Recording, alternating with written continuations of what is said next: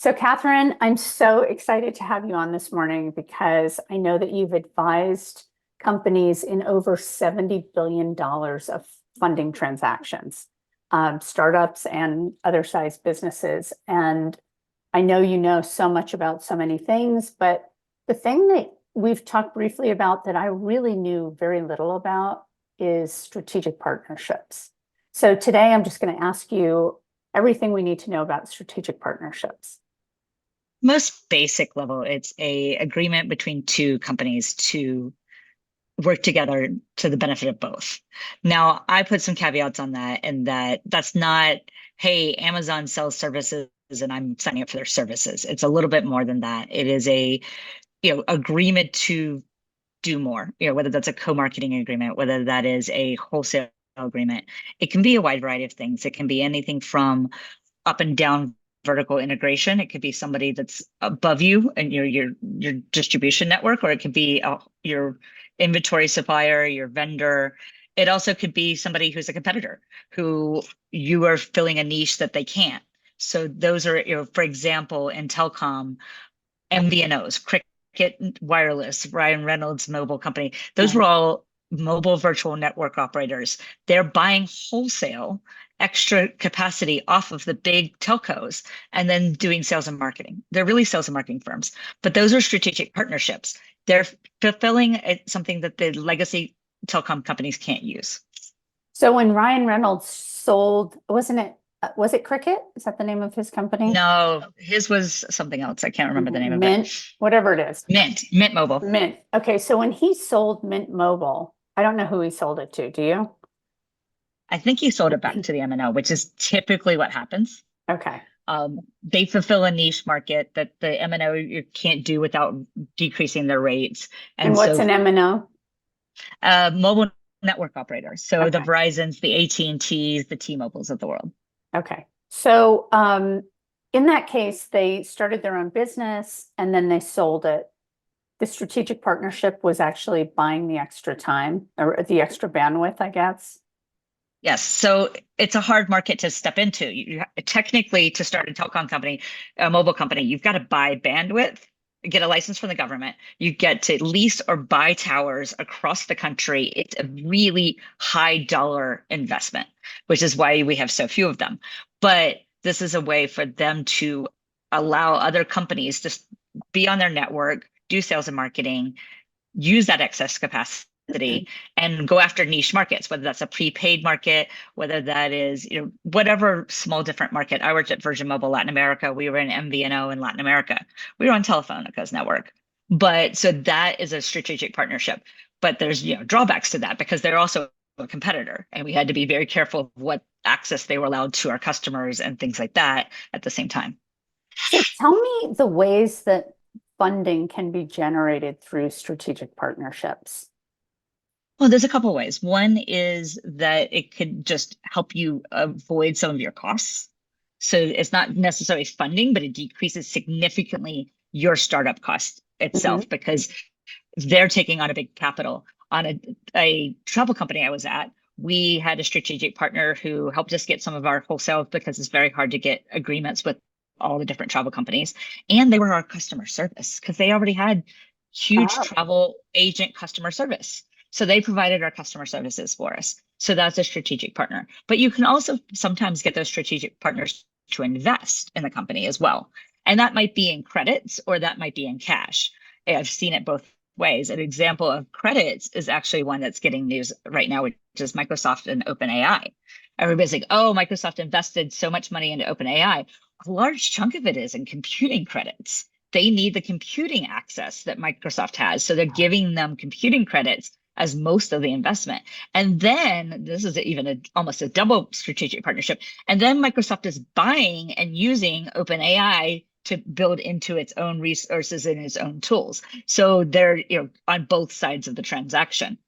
And typically, and this is one of the pros and cons of a strategic partnership, is that that kind of ties you really closely to one strategic partner, which may be hard to then partner with others or to sell to anybody but Microsoft or a financial investor.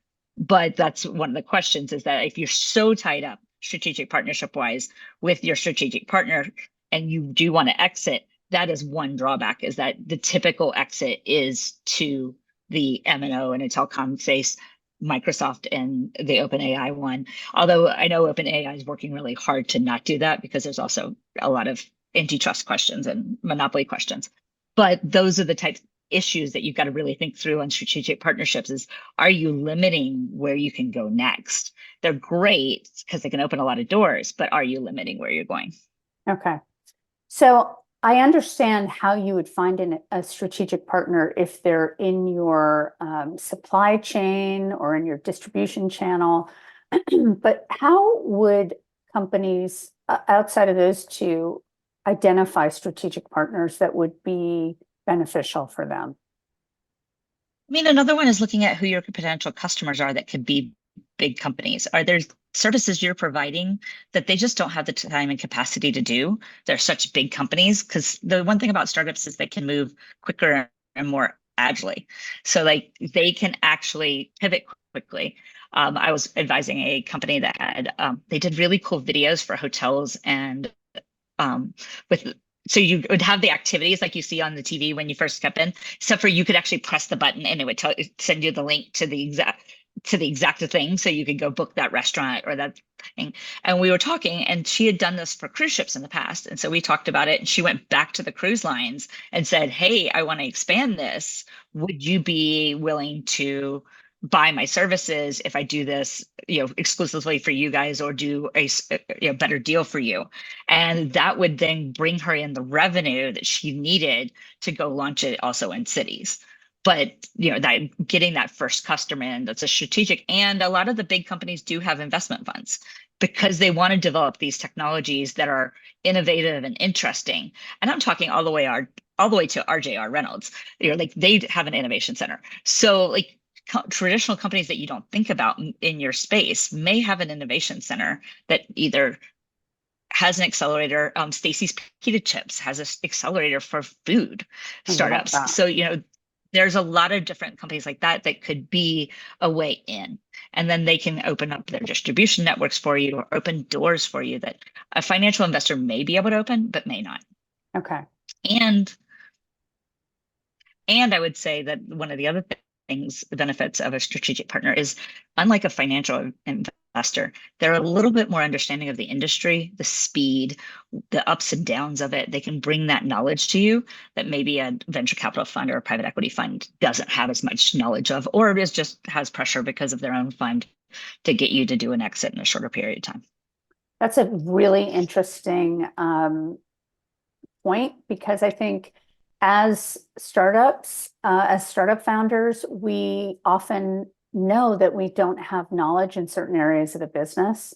And when we're trying to raise money from VCs or high-end investors, the pressure is on us to kind of talk about everything we know and how smart we are, and how, when actually that's not a good thing in any event. But this type of partnership also allows you to acknowledge the things that your strategic partner is better at and have them contribute to the overall strength of your business.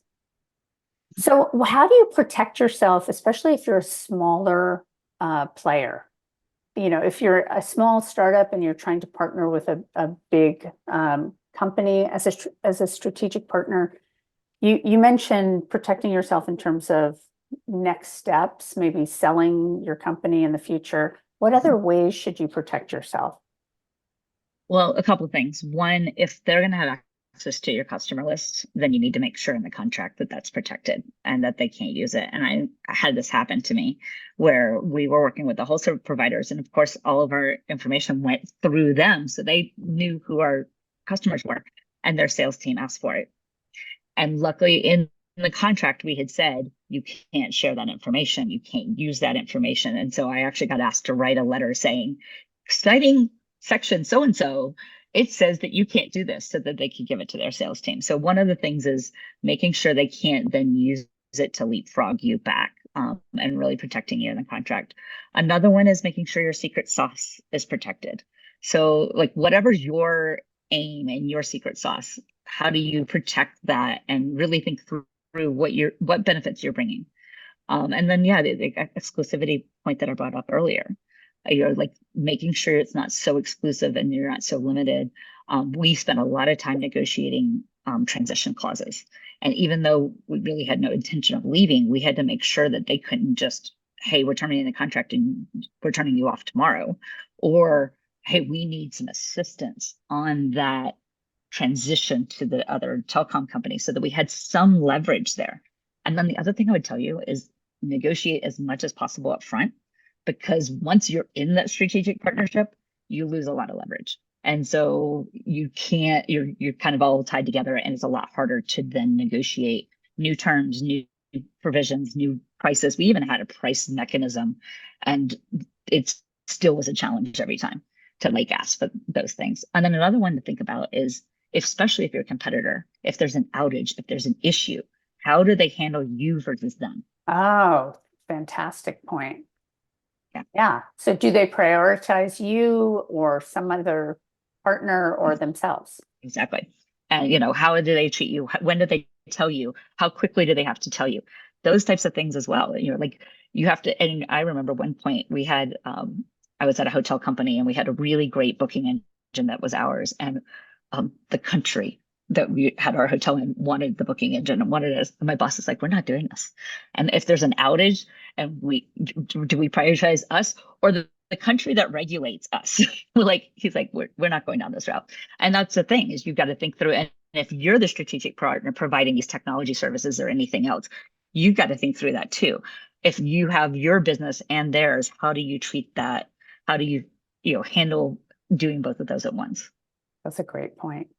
I so wish that I had known you back in the day when I could have used a strategic partnership, because as you're talking about this, I can think of other ways that I could have funded my company. So thanks so much. That's fantastic information. Is there Of course. anything else you think that people should know that I haven't asked you? Another one I would say that is key to negotiate up front is service level agreements. Like what type of service they're providing you. It was one that we often punted, and then it was a problem later on. But like what exactly are the requirements? You think in your head they're going to do X and they're going to do Y, or you think you're going to do X and they think you're going to do Y. And having that negotiated up front of like, hey, we're going to deliver in this amount of time. We're going to do this, like if there's an outage, you get this amount of credits. Those types of things, I think, is another thing to really negotiate up front and make sure there's a meeting of the minds. Right. And then the other thing I always mention is really understanding where your motivations align and where they diverge, so that you really understand, hey, they're on my side here, but they're on the opposite side here. And then keeping that in mind as you negotiate as to what the limitations are going to be for this partnership. Fantastic. Thanks again. That was awesome. Great to know stuff. Of course.